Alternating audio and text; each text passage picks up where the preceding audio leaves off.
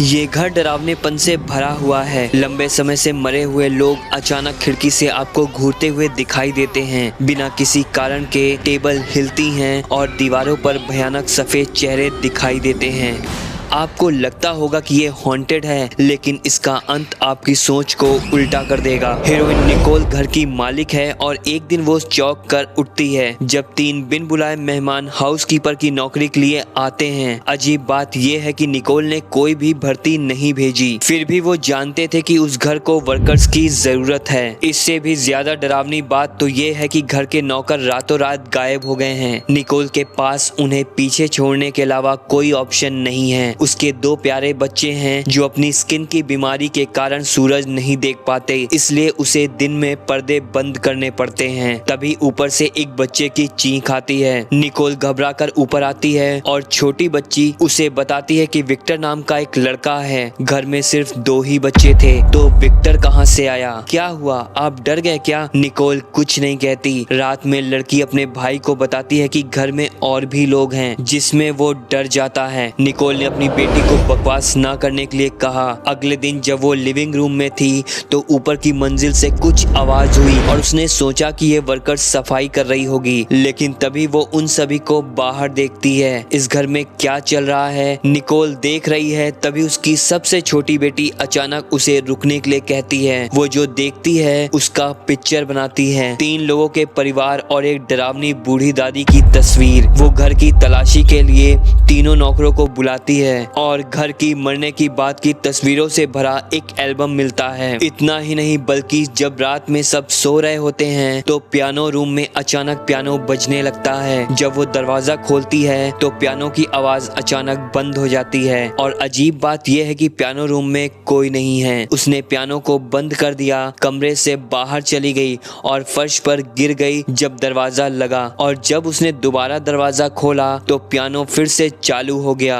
ये भयानक है। निकोल को याद आता है कि आसपास एक कब्रिस्तान है और माली से उसे ढूंढने के लिए कहती है और खुद जाकर पुजारी को ढूंढती है। लेकिन सीन बदल जाता है और केयर टेकर माली को कब्र का पत्थर छिपाने की याद दिलाती है। निकोल धुंध में खोई हुई है। तभी उसका पति अचानक उसके सामने आ जाता है। वर्षों पहले जब वो सेना में चला गया था तब से उसने उससे कुछ नहीं सुना था, लेकिन उसे अपने घर के पास उससे मिलने की उम्मीद नहीं थी। खुशी से रोते हुए वो सोचती है कि घर लौटने पर उसका पति उससे बात करेगा। तभी रात में वो अपनी सबसे छोटी बेटी को ओल्ड यूरी में बदलती हुई पाती है। केयरटेकर घूंघट उठाती है और वो वापस सबसे छोटी बेटी में बदल जाती है। वो अपनी पति को इसके बारे में बताती है, लेकिन वो पूछता रहता है कि उस दिन क्या हुआ था। वो नहीं जानती कि नौकर क्यों गायब हो गए और उसका पति पलट जाता है। फिर ज्यादा कुछ कहे बिना वो इन सब से भागने की कोशिश करता है। बच्चे डरते हैं